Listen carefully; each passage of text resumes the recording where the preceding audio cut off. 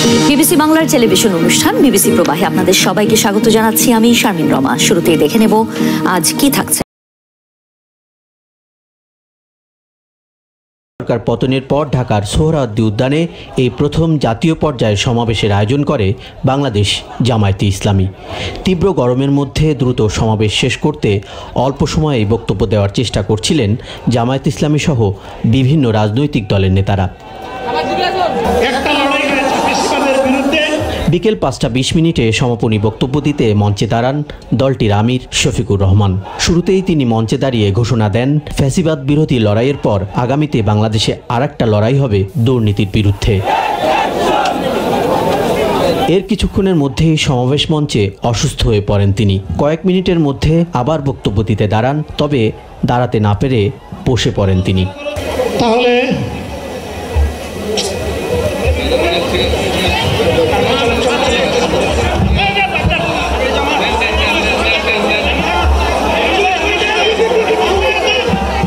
দলীয় নেতাকর্মীরা অসুস্থ জামায়াত নেতার কাছে ছুটে আসেন এবং তাকে প্রাথমিক চিকিৎসা দেওয়া শুরু করেন। কিছুক্ষণের মধ্যেই মাইক নিয়ে বসেই বক্তব্য দেওয়া শুরু করেন জামায়াত আমির। তিনি বলেন, আগামীতে দলের কেউ এমপি বা মন্ত্রী হলে কিংবা সরকার গঠন করলে তারা সরকার থেকে কোনো প্লট নেবে না, চড়বে না ট্যাক্সবিহীন গাড়িতে।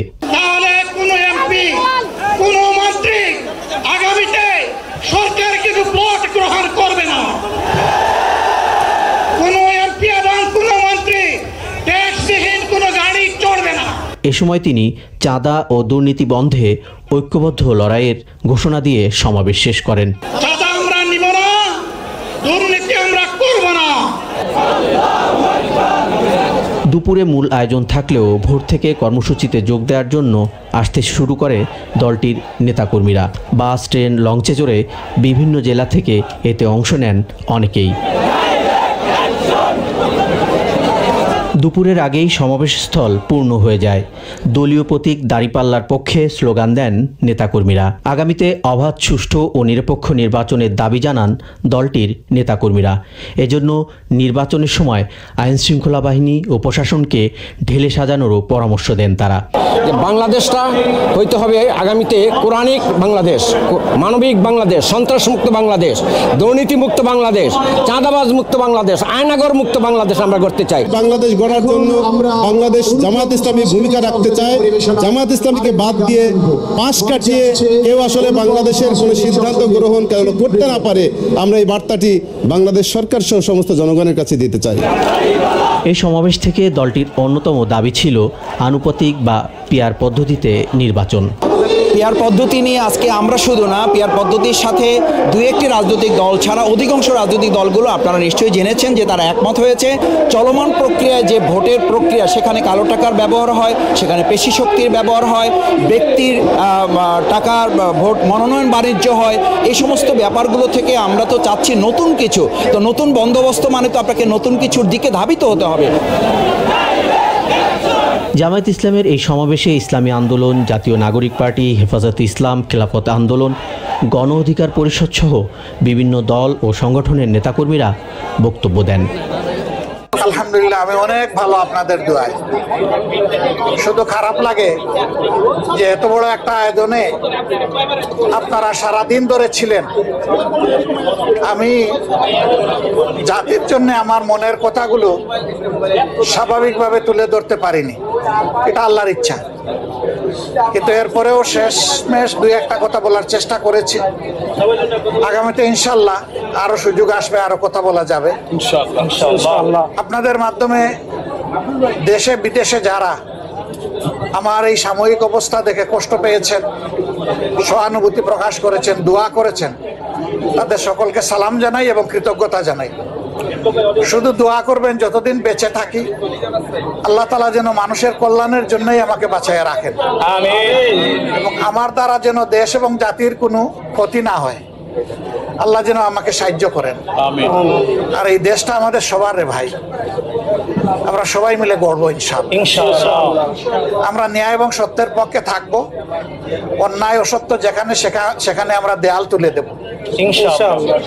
অন্যায় অসত্যের প্রতিষ্ঠা যাতে না হয় আমরা দেয়াল তুলে দেব ইনশাআল্লাহ। আমরা একটা দেশ আমাদের যুব সমাজের জন্য উপহার দিয়ে যেতে চাই ইনশাআল্লাহ। যেই যুব সমাজ বুক পেতে আমাদেরকে মুক্তি এনে দিয়েছে, তাদের প্রতি আমাদের দায় আছে, আমাদের দায়িত্ব আছে। তাদের যে আকাঙ্ক্ষা, এটা অস্বাভাবিক কিছু না। আল্লাহ তাআলা সম্প্রতিও কিছু দেশ আমাকে ঘোরার তৌফিক দিয়েছে। সেই দেশের ভিশনারি এবং দেশপ্রেমিক নেতৃত্বের কারণে মাত্র 3 দশকের ভিতরে এক একটা দেশ কোথায় চলে গেছে বদলে। আমরা পারবো ইনশাআল্লাহ। সবাই আমাদেরকে একটা কথাই বলেছে, তোমরা যদি শুধু দুর্নীতিটা দমন করতে পারো, তোমাদের দেশ আমাদের চেয়ে আরো সুন্দর হয়ে যাবে ইনশাআল্লাহ। কারণ তোমাদের মানুষগুলো আমাদের দেশে যারা সার্ভিস দেয়, তাদের সার্ভিসের উপর ভিত্তি করে এই সমাজ যদি আগাইতে পারে, তাহলে তোমাদের দেশ কোনো আগাবে না। আমরা এই জন্যে আজকে বলেছি, কতটুকু বুঝাইতে পেরেছি আমি জানি না, কতটুকু স্পষ্ট হয়েছে আমি জানি না, যে ফেসিবাদ বিদায় নিয়েছে একটা লড়াইয়ের মধ্যে, আর একটা লড়াইয়ের মাধ্যমে ইনশাআল্লাহ দুর্নীতিকে এই দেশ থেকে বিদায় করতে হবে ইনশাআল্লাহ। এটা সকল দলের জন্য প্রয়োজন, প্রত্যেকটি নাগরিকের জন্য প্রয়োজন। এই দুর্নীতি সমাজ থেকে নির্মূল না হওয়া পর্যন্ত নাগরিক জীবনে কোনো ধরনের কোনো নিরাপত্তা আসার কোনো সম্ভাবনা নেই। আল্লাহ তাআলা যেন এই কাজটাও আমাদেরকে করার তৌফিক দেন। আর আমার জীবন নিয়ে আমি খুব বেশি উচ্চাভিলাষ তো নাই, আমি কোনো আশাও পোষণ করি না, কিন্তু আল্লাহর কাছে একটা জিনিস চাই, যে জাতির প্রয়োজনে আমি এর জন্য শহীদ হতে পারি। আপনারা সবাই দোয়া রাখবেন। আসসালামু আলাইকুম। আমাদের চিফ অ্যাডভাইজার ওনার খোঁজ খবর নিচ্ছেন। আমি ওনার হয়ে কয়েকবার ওনাকে ফোনও দিয়েছিলাম, ওনার সেক্রেটারি ধরেছিলেন, ডক্টর আব্দুল্লাহ মোহাম্মদ তাহের ভাই ধরেছিলেন। আমরা আশা করছি উনি আবার সুস্থ হয়ে খুব দ্রুত 1-2 দিনের মধ্যে আবার আমাদের মধ্যে ফিরে আসবেন। বাংলাদেশের এই এখন আপনারা জানেন সামনে আমাদের ইলেকশন। আমরা চাই বাংলাদেশের সমস্ত পলিটিক্যাল পার্টি, সব লিডারই সুস্থ থাকুন, ভালো থাকুন, দেশকে গড়ার কাজে সবাই একসাথে কন্ট্রিবিউট করুন। শুরুতেই জানাবো নারায়ণগঞ্জ 1 অর্থাৎ রূপগঞ্জ আসনের হাঁড়ির খবর। ছাত্র জনতার গণ অভ্যুত্থানের পর শিল্পাঞ্চল রূপগঞ্জের রাজনৈতিক আকাশ কালো মেঘে ছেয়ে গেছে। ক্ষমতার লড়াইয়ে বিএনপির 2 হেভিওয়েট নেতার রক্তক্ষয়ী কোন্দল এবং এর বিপরীতে তৃণমূল নেতাকর্মীরা খুঁজছেন বিকল্প কাউকে।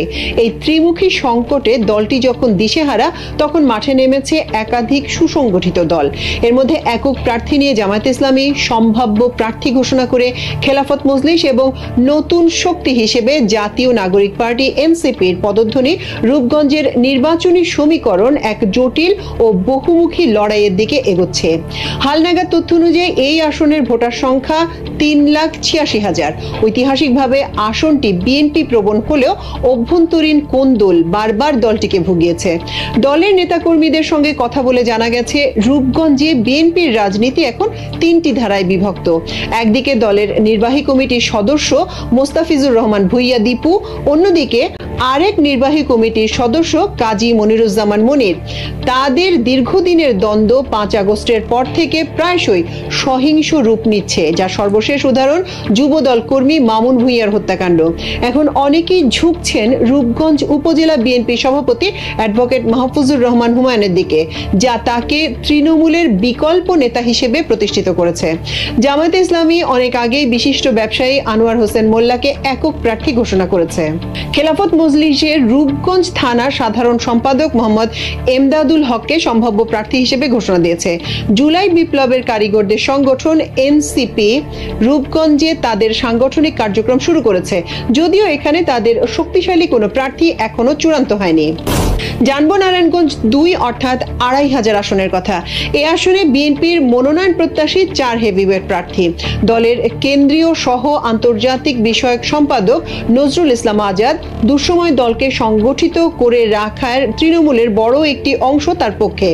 বিএনপির অর্থ বিষয়ক সহ সম্পাদক ও প্রয়াত মন্ত্রী বদরুজ্জামান খসরুর ছেলে মাহমুদুর রহমান সুমন পারিবারিকভাবে শক্তিশালী অবস্থানে রয়েছেন।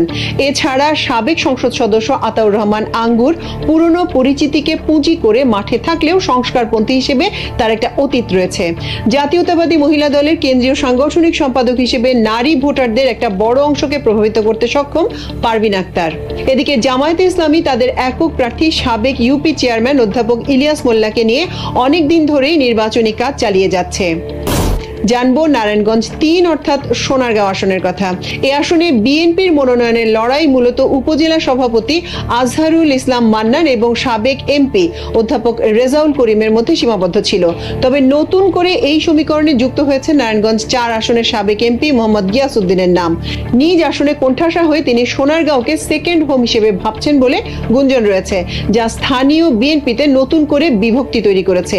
এই আসনে শিক্ষাবিদ হিসেবে পরিচিত জামায়াতে ইসলামের কেন্দ্রীয় শুরা সদস্য ডক্টর ইকবাল হোসেন ভুইয়ার, তাকে একক প্রার্থী করে জামাত একটি শক্তিশালী অবস্থানে রয়েছে।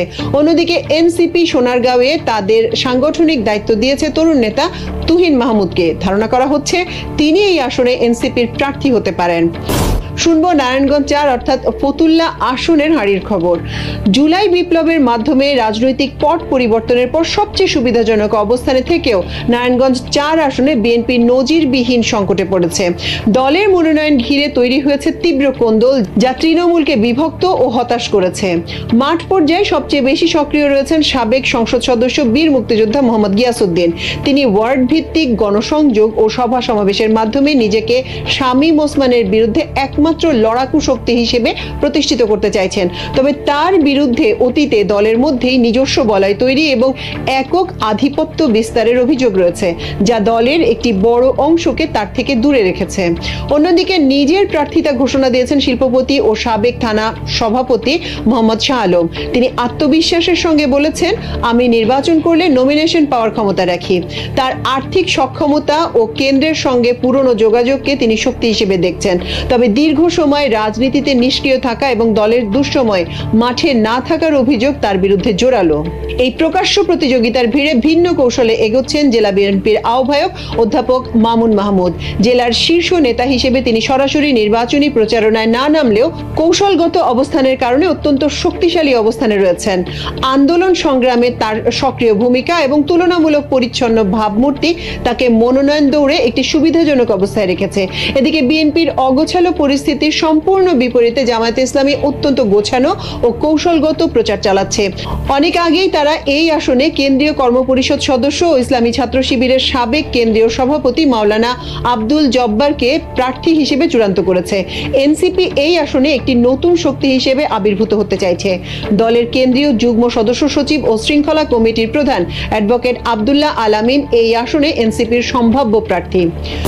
শুনবো নারায়ণগঞ্জ 5 অর্থাৎ সদর ও বন্দর আসনের ভেতরের কথা। এই আসনে বিএনপির মনোনয়ন প্রত্যাশীর তালিকা দীর্ঘ এবং তাদের অন্তর্দ্বন্দ্ব প্রকাশ্য। মহানগর বিএনপির আহ্বায়ক অ্যাডভোকেট সাখাওয়াত হোসেন খান ও সদস্য সচিব অ্যাডভোকেট আবু আল ইউসুফ খান টিপু রাজপথের পরীক্ষিত নেতা হিসেবে নিজেদের দাবি করেছেন। অন্যদিকে ব্যবসায়ী নেতা মাসাদুজ্জামান মাসুদ আর্থিক ও সাংগঠনিক সক্ষমতা দিয়ে মাঠে নেমেছেন।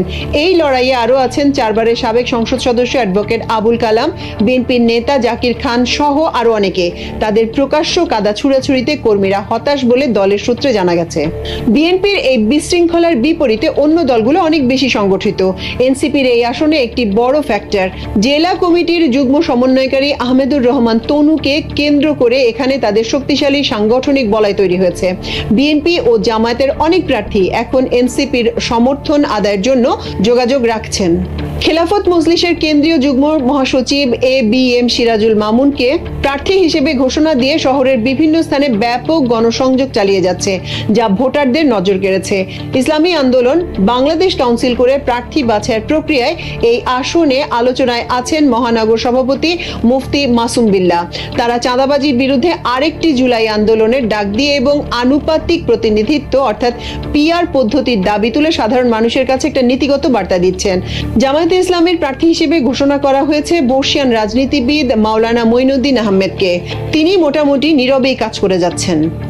বিশ্বের শীর্ষ ধনী ব্যক্তিরা কোথায় থাকেন? নিশ্চয়ই সবাই বলবেন আমেরিকা কিংবা ইংল্যান্ডে। তাহলে এই দেশগুলোই হওয়ার কথা সবচেয়ে ধনী, তাই তো? এবং আমরা জানিও বিশ্বের শীর্ষ ধনী দেশ যুক্তরাষ্ট্র। কিন্তু কেবল বেশি উপার্জন করা মানেই ধনী হওয়া নয়। বিভিন্ন দেশে জিনিসপত্রের দাম ভিন্ন ভিন্ন হয়ে থাকে এবং জীবনযাত্রার খরচ কম হলে সেখানে স্বল্প বেতনেও ভালো থাকা যায়। সেসব দেশে ভিন্ন হয় কাজের সময়ও। কিছু দেশে অল্প কর্মঘণ্টায়ও বেশি আয় করা যায়, যা অবসর যাপনের জন্য যথেষ্ট সময় এনে দেয়। তাহলে সত্যিকারের ধনী দেশ কোনটি? এই প্রশ্নের উত্তর খুঁজেছে দ্য ইকোনমিস্টের এক প্রতিবেদন। 178টি দেশের র্যাঙ্কিং করতে গিয়ে তারা 3টি মাপকাঠি ব্যবহার করেছে। প্রথমটি হচ্ছে কোন দেশের বাজারে প্রচলিত বিনিময় হারের বিপরীতে মাথাপিছু GDP। এখন যে কোনো ব্র্যান্ডের পুরাতন এসি বদলে নতুন ওয়ালটন এসিতে উপভোগ করুন 25% ছাড়। এটি সহজবোধ্য এবং ব্যাপকভাবে ব্যবহৃত হয়, তবে এটি দেশভেদে দামের তারতম্য বিবেচনায় নেয় না। দ্বিতীয় সূচকটি স্থানীয় মূল্যস্তরের ভিত্তিতে আয়ের সমন্বয় করে, যাকে ক্রয় সক্ষমতা বা PPP বলা হয়। এটি জীবনযাত্রার মান নির্ধারণে ভালো ধারণা দেয়, তবে অবসর সময়ের হিসাব নেয় না। এক এক দেশে কর্মজীবী মানুষের অনুপাত ও কাজের সময় আলাদা। ইকোনমিস্টের তালিকায় শীর্ষ 3 দেশ হচ্ছে সুইজারল্যান্ড, সিঙ্গাপুর ও নরওয়ে। ডলারের হিসাব করলে সুইজারল্যান্ড সবার উপরে। গত বছর গড় আয় ছিল $1 লাখ বেশি। এরপর $90,700 আয় নিয়ে রয়েছে সিঙ্গাপুর এবং নরওয়ের গড় আয় $86,800। তবে সুইজারল্যান্ড বিশ্বের সবচেয়ে ব্যয়বহুল দেশগুলোর একটি, তাই এর কর্মীদের বেতন উচ্চ হলেও দেশটি খুব একটা সুবিধা করতে পারে না। স্থানীয় খরচ অনুযায়ী সমন্বয় করলে সিঙ্গাপুর এগিয়ে যায়, আবার কাজের সময় হিসেব করলে গত বছরের মতো নরওয়ে প্রথম হয়। এরপর রয়েছে কাতার ও ডেনমার্ক। বিশ্বের বৃহত্তম অর্থনীতি যুক্তরাষ্ট্র এই 3 সূচকে যথাক্রমে 4র্থ, 7ম ও 6ষ্ঠ স্থানে। ব্রিটেন রয়েছে 19তম, 27তম ও 25তম স্থানে। বিভিন্ন মানদণ্ডে দেশগুলোর র্যাঙ্কিং এর পরিবর্তন সামাজিক রীতিনীতিগুলোকেও প্রতিফলিত করে। যেখানে স্বল্প সংখ্যক নারী বেতনভুক্ত কাজ করেন, যেমন সৌদি আরব এবং তুরস্ক, এসব দেশ শুধু আয়ের ভিত্তিতে র্যাঙ্কিং এর চেয়ে প্রতি ঘন্টার আয়ের ভিত্তিতে উচ্চতর স্থানে থাকে, কারণ উপার্জন অল্প সংখ্যক মানুষের মধ্যে কেন্দ্রীভূত থাকে। অস্বাভাবিকভাবে বয়স্ক বা তরুণ জনসংখ্যার দেশগুলোতেও পরিবর্তন দেখা যায়। ইতালিতে অনেক মানুষ অবসরপ্রাপ্ত, নাইজেরিয়ায় অনেকেই এখনো কর্মক্ষম নন। উভয় ক্ষেত্রেই একটি ছোট কর্মক্ষম গোষ্ঠী একটি বৃহত্তর গোষ্ঠীকে সমর্থন করে। গত বছর র্যাঙ্কিং এর সবচেয়ে বড় অগ্রগতি অর্জন করেছে গায়ানা। দেশটি গড়ে 17 ধাপ এগিয়েছে। দেশটির জ্বালানি তেল শিল্প ব্যাপকভাবে বিকশিত হওয়ায় এখনকার গড় আয় বছরে 40% বেশি বৃদ্ধি পেয়েছে। আমেরিকা গড়ে 1.6 ধাপ উপরে উঠেছে, যদিও তাদের শুল্ক তাদের জীবনযাত্রার মানের উপর একটি আঘাত। তালিকার একেবারে নিচে রয়েছে বুরুন্ডি। দেশটির জনসংখ্যার বেশিরভাগই 17 বছরের কম বয়সী। এখনকার আয় সুইজারল্যান্ডের আয়ের মাত্র 0.15%। এমনকি দামের সঙ্গে সমন্বয় করলেও সুইজারল্যান্ডের একজনের আয় 100 জন বুরুন্ডির মধ্যে ভাগ করে দিতে হবে। 2024 সালের তথ্য অনুযায়ী বাজার বিনিময় হারে মাথাপিছু জিডিপির সূচকে সবচেয়ে এগিয়ে যে 5 দেশ, তার মধ্যে রয়েছে নরওয়ে, সুইজারল্যান্ড, সিঙ্গাপুর, বেলজিয়াম ও নেদারল্যান্ডস। মূল্য সমন্বয় বা PPP সূচকে শীর্ষ 5 দেশ কাতার, যুক্তরাষ্ট্র, আইসল্যান্ড, UAE ও কানাডা। মূল্য ও কর্মঘণ্টা দুটোই সমন্বয়ে এগিয়ে রয়েছে ডেনমার্ক, ব্রুনেই, ম্যাকাও, কানাডা ও হংকং। একবিংশ শতাব্দীর ভূরাজনীতির একটি গুরুত্বপূর্ণ বৈশিষ্ট্য হিসেবে আবির্ভূত হয়েছে মার্কিন যুক্তরাষ্ট্র এবং চীনের মধ্যে প্রতিদ্বন্দ্বিতা।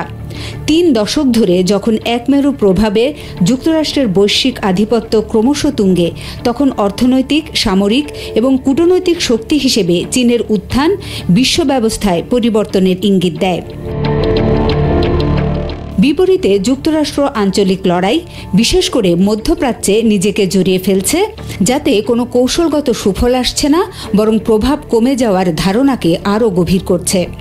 ইসরায়েলের প্রতি যুক্তরাষ্ট্রের অটল সমর্থন মার্কিন শক্তি এবং ইহুদিবাদী উদ্যোগ উভয়ের বৈধতা সম্পর্কে বিশ্বব্যাপী ধারণা পাল্টাতে শুরু করেছে।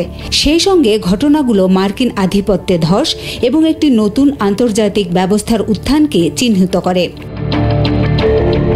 স্নায়ুযুদ্ধের সমাপ্তির পর থেকে চীন নীতিগতভাবে ধৈর্য ধরে এগিয়ে যাওয়ার একটি দীর্ঘমেয়াদী কৌশল অনুসরণ করে গেছে। এটা একটা বহুমাত্রিক পদ্ধতি যা অর্থনৈতিক প্রবৃদ্ধি, সামরিক আধুনিকীকরণ এবং বহুপাক্ষিক সম্পৃক্ততার উপর জোর দেয়। বেল্ট অ্যান্ড রোড ইনিশিয়েটিভ হলো এই কৌশলের মূল উপাদান। এর লক্ষ্য ইউরেশিয়া, আফ্রিকা এবং লাতিন আমেরিকা জুড়ে অবকাঠামো, বাণিজ্য এবং বিনিয়োগ চুক্তির একটি জাল তৈরি করা। এই উদ্যোগ চীনকে কেবল গুরুত্বপূর্ণ সম্পদ সুরক্ষিত করতে এবং বিশ্বব্যাপী বাণিজ্য রুটগুলোকে প্রভাবিত করতে সাহায্য করছে না, বরং পশ্চিমা অধ্যুষিত প্রতিষ্ঠানগুলোকে এড়িয়ে তার উন্নয়ন মডেল ছড়িয়ে দিতেও সাহায্য করছে। চীনের অর্থনৈতিক প্রবৃদ্ধি বিস্ময়কর। এই প্রবৃদ্ধি সমানভাবে সামরিক আধুনিকায়নে অর্থায়ন করেছে। যদিও চীন কখনো যুক্তরাষ্ট্রকে প্রভাবশালী বৈশ্বিক সামরিক শক্তি হিসেবে ছাড়িয়ে যেতে পারেনি, তবুও তারা আঞ্চলিকভাবে, বিশেষ করে দক্ষিণ ও পূর্ব চীন সাগরে ক্রমবর্ধমানভাবে নিজেদের আধিপত্য প্রতিষ্ঠা করেছে। চীন তার সীমান্তের আশপাশে মার্কিন হস্তক্ষেপ রোধ করতে চায়। পূর্ব এশিয়ায় প্রভাবশালী শক্তি হয়ে ওঠার পথে এটি একটি অপরিহার্য পদক্ষেপ। ব্রিক্স, সাংহাই সহযোগিতা সংস্থা এবং নিউ ডেভেলপমেন্ট ব্যাংকের মতো আর্থিক সংস্থাগুলোর মাধ্যমে চীন এবং তার অংশীদাররা ক্রমাগত একটি বহুমেরু বিশ্ব ব্যবস্থা তৈরি করছে, যা মার্কিন নেতৃত্বাধীন উদার অর্থনৈতিক ব্যবস্থার প্রাধান্যকে চ্যালেঞ্জ করছে। সোভিয়েত ইউনিয়নের পতনের পর যুক্তরাষ্ট্র বিশ্বের একমাত্র পরাশক্তি হিসেবে আবির্ভূত হয়। ইউরোপ এবং পূর্ব এশিয়ায় সম্ভাব্য প্রতিদ্বন্দ্বীদের দুর্বল করতে যুক্তরাষ্ট্রের নীতি শেষ পর্যন্ত ব্যর্থ হয়েছিল। ইউরোপে তারা 1991 সালে ন্যাটোকে 16 সদস্য থেকে পূর্ব দিকে 32 সদস্যে সম্প্রসারিত করে, রাশিয়াকে নিয়ন্ত্রণে রাখার বা রাজনৈতিকভাবে রূপান্তরিত করার চেষ্টা করে। সোভিয়েত পরবর্তী রাষ্ট্রগুলোকে অন্তর্ভুক্ত করার মতো পশ্চিমাপন্থী আন্দোলনের প্রতি সমর্থন মস্কোর প্রভাবকে দুর্বল করার উদ্দেশ্যে করা হয়েছিল। ন্যাটোর সম্প্রসারণকে অস্তিত্বের হুমকি হিসেবে দেখে থাকে রাশিয়া, যার পরিণতি হয় 2022 সালে ইউক্রেনে আক্রমণ। 2001 সালে চীন বিশ্ব বাণিজ্য সংস্থায় যোগ দেয় এবং যুক্তরাষ্ট্র ও সারা বিশ্বের বিনিয়োগের কেন্দ্রবিন্দুতে পরিণত হয়। কিন্তু নব্য উদারনৈতিক গণতন্ত্রে রূপান্তরিত হওয়ার পরিবর্তে চীন তার কর্তৃত্ববাদী শাসন কাঠামো বজায় রেখেছে এবং অসাধারণ অর্থনৈতিক সম্পদ এবং প্রযুক্তিগত শক্তি অর্জন করেছে। মার্কিন আধিপত্যের তৃতীয় স্তম্ভ পারস্য উপসাগর এবং বৃহত্তর মধ্যপ্রাচ্যে অবস্থিত। তেল সমৃদ্ধ এই অঞ্চলের উপর নিয়ন্ত্রণ দীর্ঘদিন ধরে মার্কিন কৌশলগত পরিকল্পনার কেন্দ্রবিন্দুতে রয়েছে, কেবল জ্বালানি প্রবেশাধিকারের জন্যই নয়, বরং মার্কিন ডলারের প্রাধান্য বজায় রাখার জন্যও। 9/11-এর পর মার্কিন পররাষ্ট্রনীতি উচ্চাভিলাষী এবং উগ্রবাদী মোড় নেয়। গণতন্ত্রীকরণ, শাসন ব্যবস্থা পরিবর্তন এবং জাতীয় নিরাপত্তার অজুহাতে তারা আফগানিস্তান এবং ইরাক আক্রমণ করে। তবে বিপুল সামরিক ব্যয় এবং হাজার হাজার সেনার ক্ষয়ক্ষতি সত্ত্বেও ইরাক এবং আফগানিস্তান উভয় স্থানেই যুক্তরাষ্ট্র পরাজিত হয়েছিল। যুক্তরাষ্ট্রের পরিকল্পনা অনুযায়ী মধ্যপ্রাচ্যকে পুনর্গঠনের স্বপ্ন বিশৃঙ্খলা, বিদ্রোহ এবং ব্যর্থতায় পর্যবসিত হয়। যুক্তরাষ্ট্রের মধ্যপ্রাচ্য নীতি সবসময়ে ইসরায়েলের সঙ্গে তার সম্পর্কের চারপাশে আবর্তিত হয়। যুক্তরাষ্ট্র ইসরায়েলকে কৌশলগত মিত্র হিসেবে দেখে আসছে। ইসরায়েল ফিলিস্তিনিদের সম্পূর্ণ উপেক্ষা করে নিজেকে বিশ্ব বাণিজ্য ও অবকাঠামোর একটি কেন্দ্র হিসেবে গড়ে তুলতে চায়। তবে এই উপেক্ষা 2023 সালের 7 অক্টোবর হামাসের আক্রমণকে উস্কে দিতে সাহায্য করে। এই হামলা ইসরায়েলের অজেয় মনোভাবকে ধুলোয় মিশিয়ে দেয়। বিশ্বে প্রযুক্তিগতভাবে সবচেয়ে উন্নত সেনাবাহিনী এবং বিশাল গোয়েন্দা ব্যবস্থা থাকা সত্ত্বেও ইহুদিবাদী সরকার হামলা সম্পর্কে সম্পূর্ণরূপে অজ্ঞ ছিল। এই অভিযান ইসরায়েলের প্রতিরোধ কৌশল, সামরিক মতবাদ এবং অভ্যন্তরীণ সংহতির ব্যর্থতা প্রকাশ করে দেয়। প্রতিক্রিয়ায় গাজায় ইসরায়েল আধুনিক ইতিহাসের সবচেয়ে ধ্বংসাত্মক গণহত্যা শুরু করে। হামাসকে নির্মূলে এর নেতাদের নির্বাসিত করা বা এর সামরিক কাঠামো ধ্বংস করার মাধ্যমে পূর্ণ বিজয় অর্জনে ইসরায়েলের সামরিক লক্ষ্য এখনও অসম্পূর্ণ রয়ে গেছে। আন্তর্জাতিকভাবে ইসরায়েলের হামলার শিকার হওয়া বা আত্মরক্ষার অধিকারের বয়ান গুরুত্ব হারিয়েছে। জনমত নাটকীয়ভাবে পরিবর্তিত হয়েছে। বিশেষ করে যুক্তরাষ্ট্র এবং ইউরোপে লাখ লাখ মানুষ রাস্তায় নেমে এসেছে ফিলিস্তিনিদের প্রতি সংহতি প্রকাশ করতে। আন্তর্জাতিক বিচার আদালত এবং আন্তর্জাতিক অপরাধ আদালতের মতো প্রতিষ্ঠানগুলো অভূতপূর্ব পদক্ষেপ নিয়েছে। বয়কট, বিচ্ছিন্নতা এবং নিষেধাজ্ঞার আহ্বান বাড়ছে। অর্থনীতিতে বড় ধরনের ধাক্কা লেগেছে, পর্যটন ভেঙে পড়েছে। ইসরায়েলের গোয়েন্দা সংস্থাগুলো বিশ্বাসযোগ্যতা হারিয়েছে।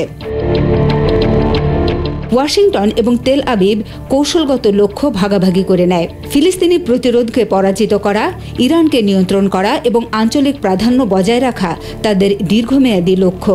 ইসরায়েল সামরিকভাবে প্রতিরোধ দমন করতে ব্যর্থ হওয়ায় ওয়াশিংটন আঞ্চলিক শৃঙ্খলা রক্ষা করে যুদ্ধ শেষ করতে আগ্রহী।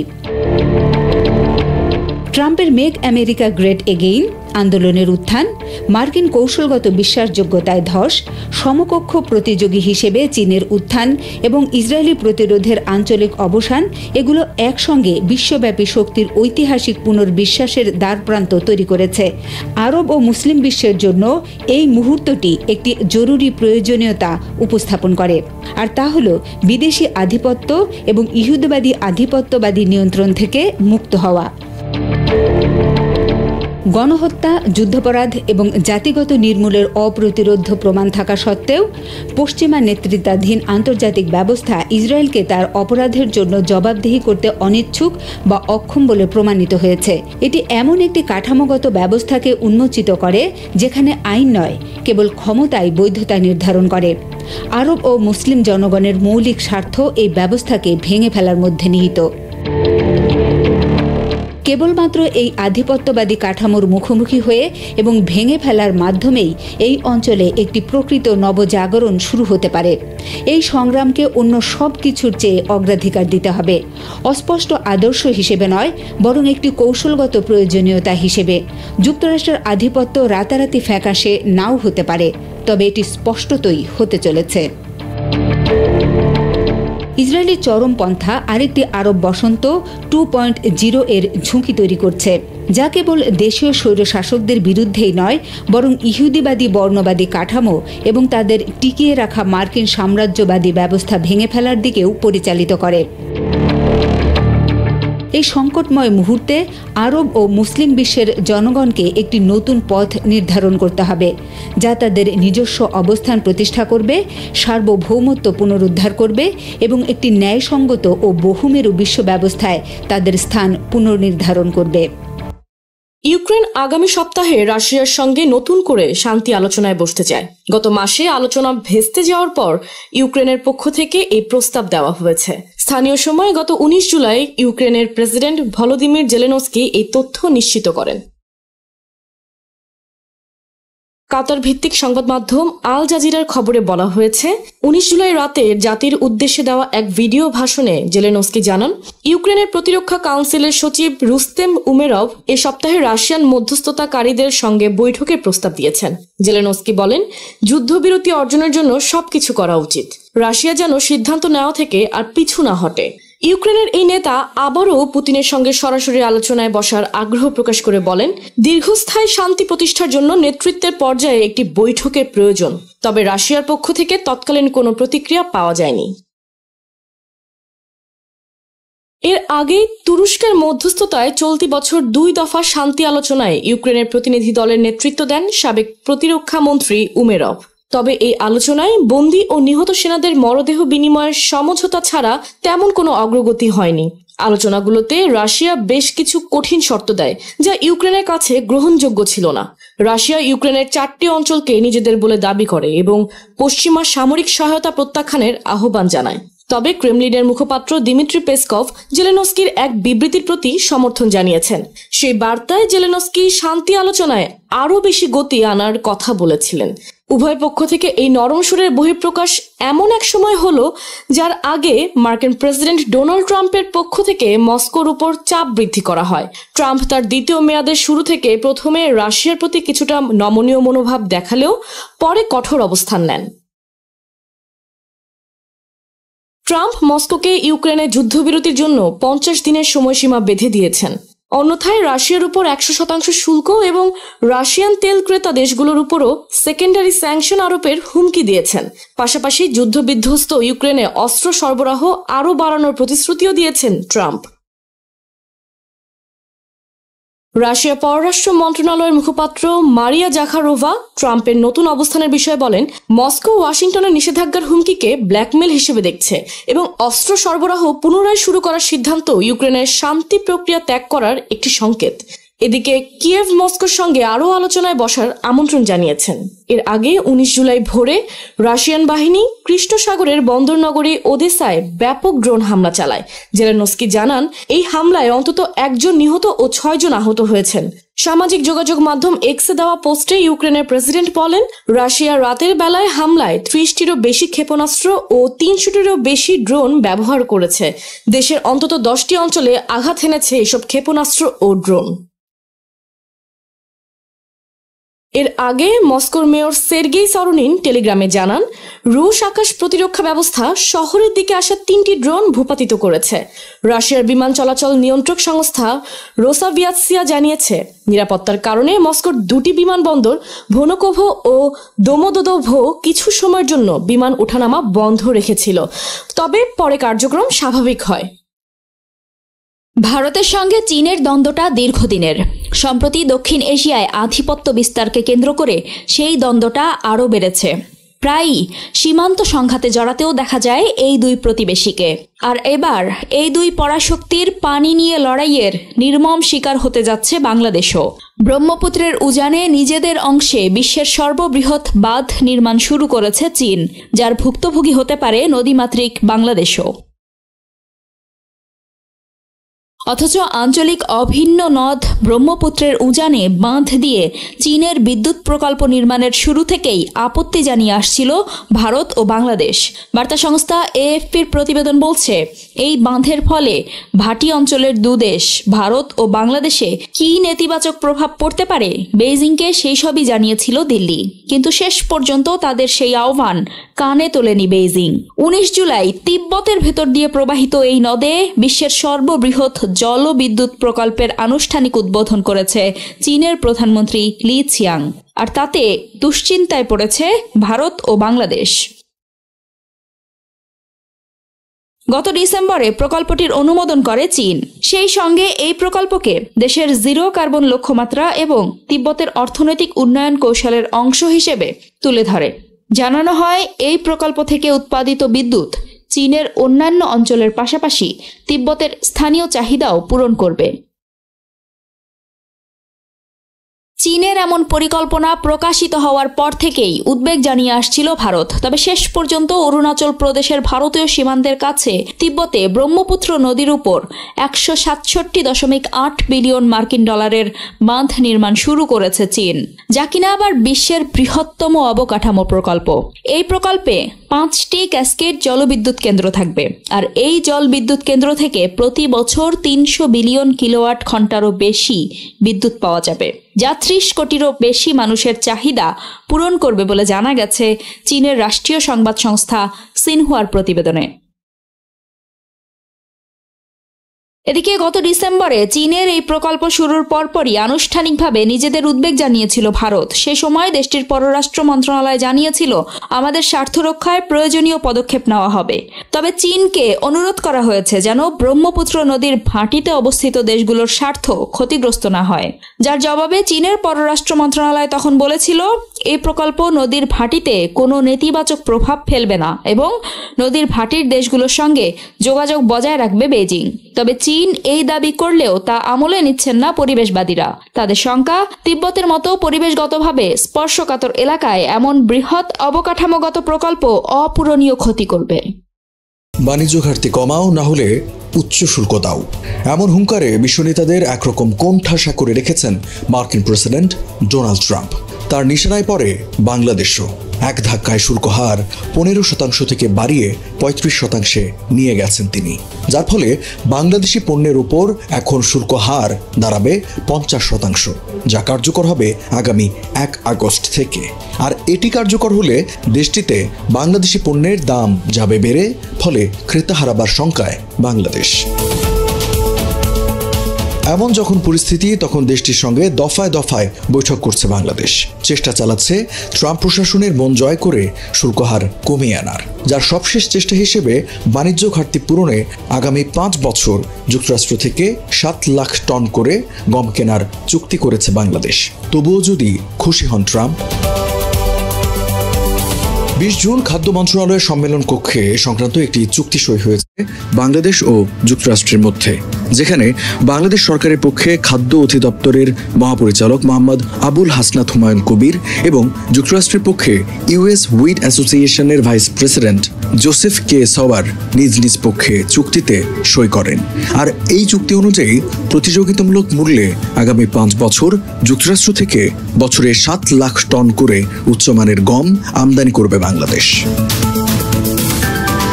এ বিষয়ে খাদ্য উপদেষ্টা আলী ইমাম মজুমদার জানান, এ সমঝোতা স্মারকের মাধ্যমে বাংলাদেশ ও যুক্তরাষ্ট্রের মধ্যে আস্থা এবং পারস্পরিক বাণিজ্য সহযোগিতার আরও বিস্তৃত ক্ষেত্র তৈরির সুযোগ সৃষ্টি হবে।